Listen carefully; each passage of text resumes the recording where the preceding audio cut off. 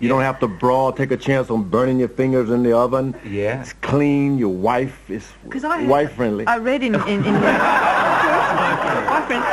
your blog that you lost something like over 100 pounds. Yeah, I was had gone up to 315 pounds, and to really get down and impress the promoters, I had to lose all the way down to 29 pounds. But why don't they have like a heavyweight champion of the world? No, I was overweight champion.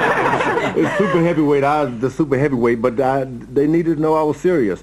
So, but I wasn't going to give up the protein and the good nutritious food like fish and burgers and things of that nature. So the grill saved me. Did they approach you with this in mind? No, I think I approached the world with a hamburger in mind. Yeah. I'd not met one that I didn't love. Yeah. But the idea is I wanted to do something at home, and you don't want to mess up the kitchen like most of us fellows do. You seem to This grill keeps you friendly. You seem to be a kind of guy with lots of ideas, because I was reading, you have raised lions and tigers. You have done so many things. So you can cook them? Is that You know what? I was a bad man in my original career. I was really bad. When all the other heavyweight champions had Dobermans, German Shepherds, I had a lion and a tiger. Yep. I didn't want. They want the dogs to bite people. I wanted my animals to eat people. How does it work, George? Well, the most important thing you notice is pretty, so it fits on the cabinet. Every family should be has a little drip tray. Oh, yeah. And what's good about it? It's extremely hot at this moment. Yeah. A little light comes on, Oh, yeah. and you see the lines there to hold the food from not falling off, but it's slanted. Yeah. So, and it's cooking on both sides, so it's almost microwave fast. It's got your autograph on it here. You can't see it. You sign off on it, and Yes. you see, and it's really a sexy-looking pretty ring. piece Have you of, signed every one of those individually? Well, it's my signature. You probably-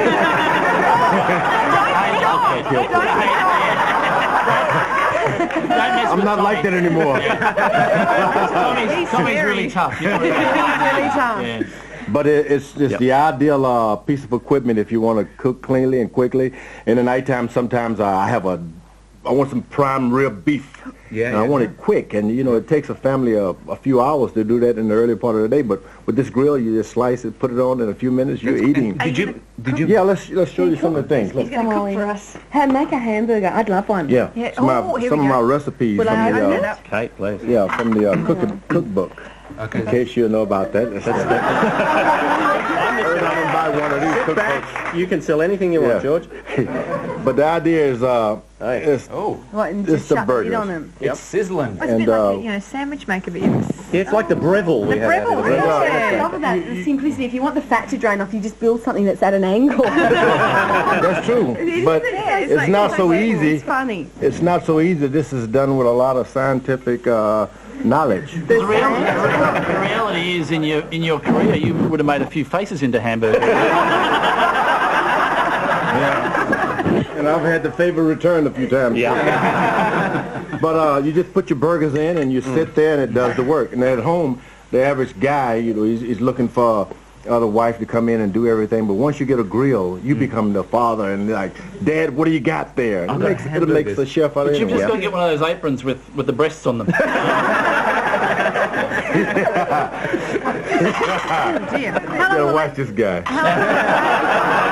I'm going to get out of your way. And it fits. You know, you put a steak with bones on it, and it moved the hinges there. Okay. So you don't have to worry about lifting it up. And how long does it take to cook your burger? Well, you sit there, and it depends. You know, it's heated, so it's ideal for even restaurants. So the heat. You want to make sure meat is cooked fairly well. And we are getting some fat dripping away now. We are. Yeah. Here comes the And I fat. can see some smoke coming out. Is that supposed to happen? You know, you want to see the smoke, but the wonderful thing about it, the smokes go and it's not burning up everything. This can happen Can I nice in the ask chef. you know how you said in your previous career you were bad? You were a bad man. Do you think you were bad? Oh, certainly.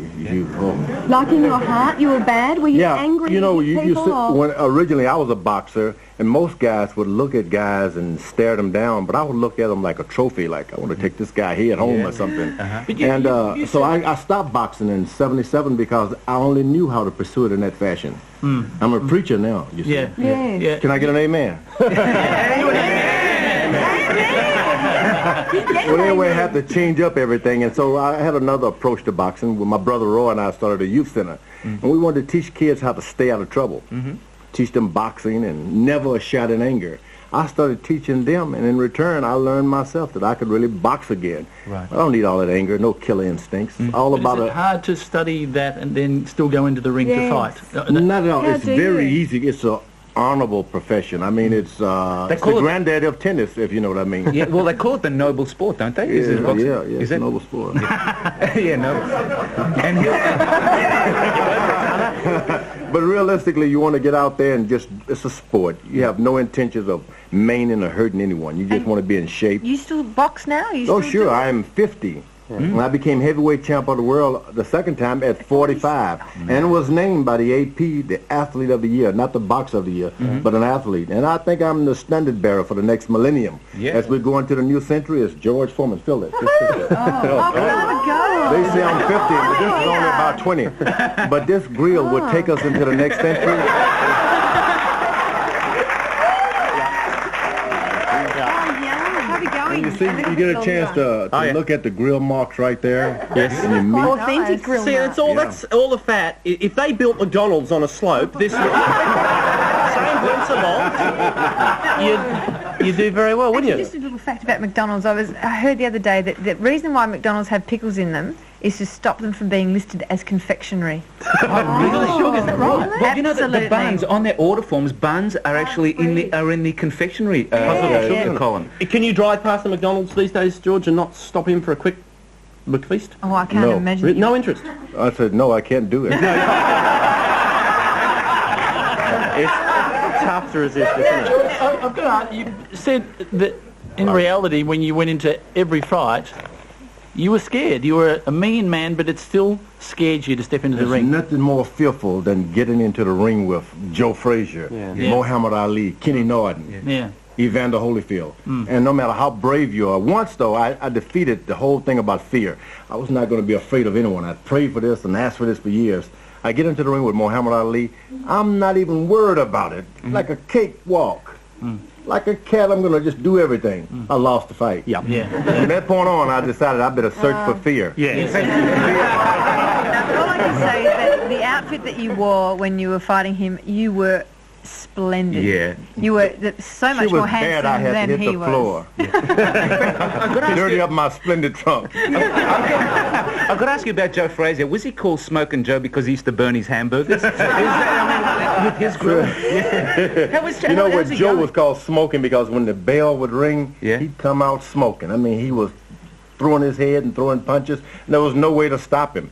He frightened me. I remember thinking, and as a boxer, you're supposed to stare your opponent down. Don't look down. He knows that you're afraid. Afraid. So I stared him down. I was hoping, don't drop your head, Frazier. You're going to see my knees shake.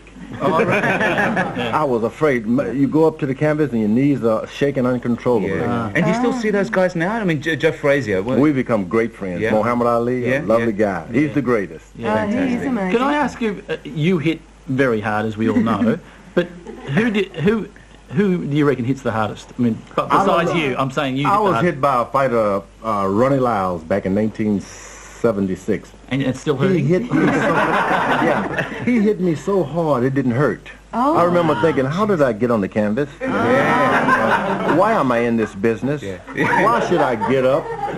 Boom, I'm down again. That was hard. That's as hard But you as get I've back been. in the ring after that. Yeah, I don't know what's wrong with me. Is there a shrink in the house? I need counsel. Would you get in the ring with Mike Tyson if you were Evander Holyfield? You know what? Mike Tyson is a good boxer. He has some things going right and wrong sometimes. And has been a great champion, but sure. But the I whole package? Holyfield, no. I wouldn't get back in there. If you were him? No, you got to No. make sure there's no salt dripping around on you. yeah. But you need a good brain, don't you? As much as you need to be able to hit hard, you still got to be able to. You can outthink, can't you? Another fighter. Oh, sure. And that's what it's all about. It's all Oh, about geez, you know what? Can we call you Aussie George Foreman? You feel like you've been with us for ages. I'm starting to be overcome by the